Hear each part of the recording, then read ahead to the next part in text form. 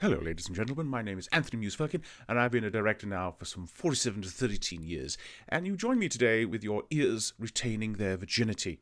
What do I mean by that, you may ask? Well, during a time in my career that some would unjustly define as a lull, I undertook a startling new venture, the venture of erotica.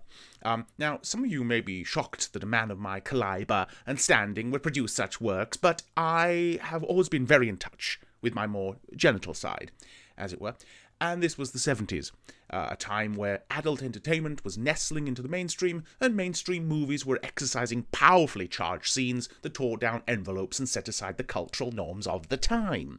Let us not forget, it was the decade where Marlon Brando would put butter inside an actress, a groundbreaking use of dairy products, no matter which way you look at it. These recordings were made around the early years of the 70s, somewhere in Malibu, very fun times.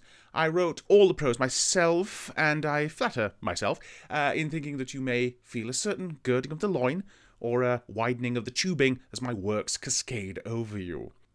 We were hoping to secure Farrah Fawcett to do the actual voice work, but it turned out she hated my guts, so we were... there we were. The album was called Erotipod, an admittedly clumsy portmanteau of erotica and podium, the reasoning behind the name being I hoped this to be the first in many platforms for my spoken word lascivious writings. So here we go. Side 1, track 1, the hot heat of the Arabian lust, parentheses of sex, close parentheses. Let me come in your ears.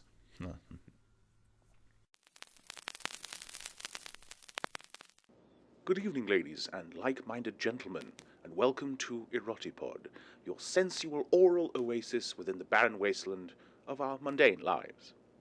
My name is Anthony Mews-Firkin, and I have long studied human sexuality, the ins and outs, the ups and downs, the left a bit, the right a bit, the Christ Robert breathe through your nose for once of our baser human desires.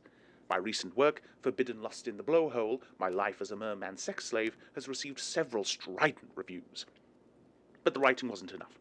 I needed to directly connect with my audience, to place my mouth within them, to let them hear my thoughts as I think them before they're spoken onto the page. So here I am, and here you are.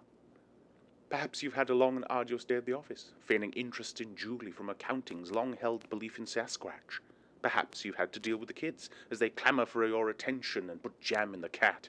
Perhaps you're a recently reassigned FBI agent who's been shot in the shoulder.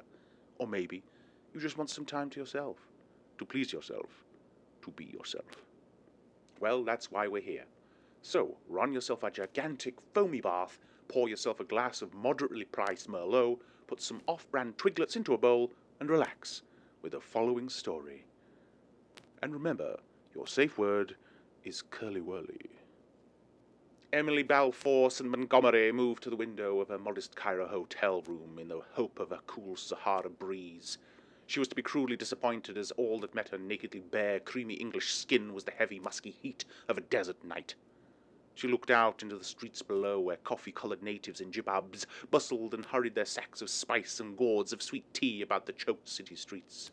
Damn this place, damn the heat, and damn Abbas.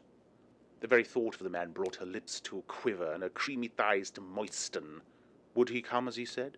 Would he keep his word? To try and calm her nerves, she made to her bedside table, poured some sweet lemonade from a long glass carafe, and let the slick, sexual liquid slide across her wanton, aching tongue like a powerful snake, making to ring the dinner bell in her belly. Damn this heat, she thought again, much as she had before, but this time letting the soft cotton dressing gown around her hourglass frame fall open to a small electric fan at the foot of her bed. She felt the teasing breeze around her knees and fulsome orbs, the breath kissing her glowing, creamy skin in an embrace of ethereal eroticism. Her perfectly formed, full and ripe breasts heaved almost imperceptibly as she let her head fall back and fanned her hair out in an effort to cool her brow. Her nipples tightened like brass niblets of sweet corn as the fan's tender breath yet again scanned her form. Suddenly, there was a knock at the door. A knock she knew. A knock that could only have been Abbas. A knock that made her sweet, clear juices jolt in her sex like she was a basted turkey ripe for the carving.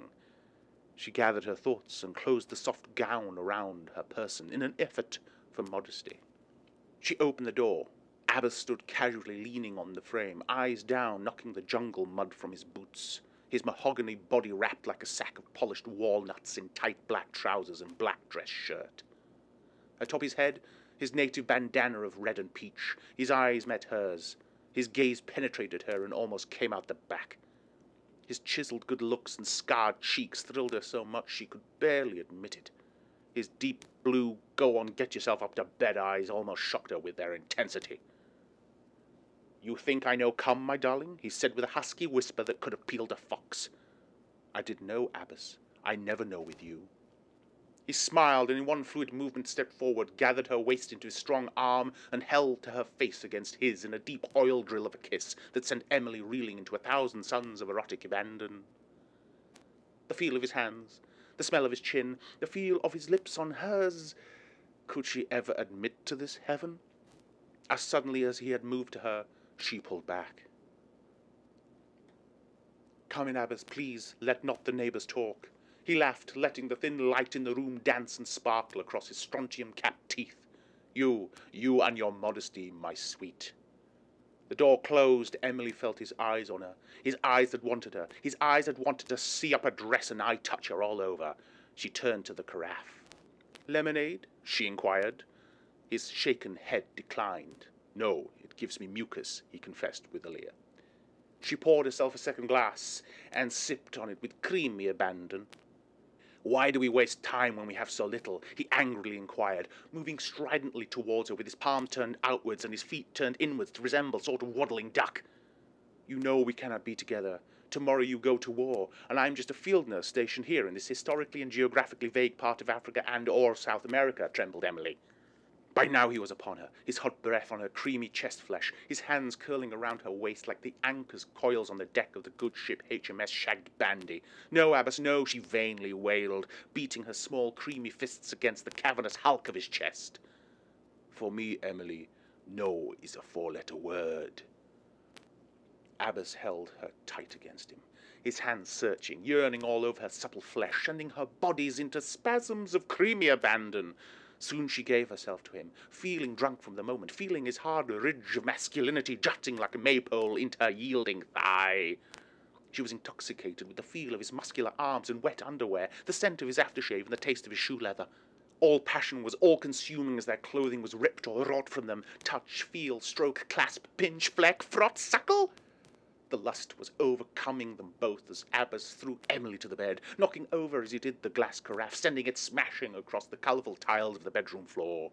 "I'll have to pay for that," she muttered, but was soon subdued as tongue after tongue, lip after lip, and finger after finger entered her mouth in wanton creamier passion. She felt his hot, rasping sex knock at her gates of solitude, raging to enter her fortress of lust and slay the dragon of chaste longing. She could wait no longer, and slipped him the key. The moat breached, he sank his viper deep into the languid maze of pink tunnels that began the fleshy dance of love. These heaving, gasping, molten moments as bestowed by the gods as both sins and gifts. Again she squealed, as he unhinged his jaw and went at her lower sex with the skill of a marksman. Heat, passion, want, need, in, out, pump. The dizzying spiral of heaven crashed into both of them as they clasped themselves in congress, the pulsing in their ears matched only by the pulsing, seething flood of release now ebbing and flowing in Emily's sex. The breath, the heat. Would she ever see Abbas again after this night? No. The war of men has no forgiveness for young love, but 9 months later, she would at least hold in her hands a small, glistening, dribbling, bleary-eyed reminder of her love. He was a retarded midget by the name of Jose, who would come to befriend her as she mourned the loss of Abbas. He was not as much of a man as Abbas, but he did have his own helmet with a stick on it. Sometimes that, and love, is all you need. Abianto.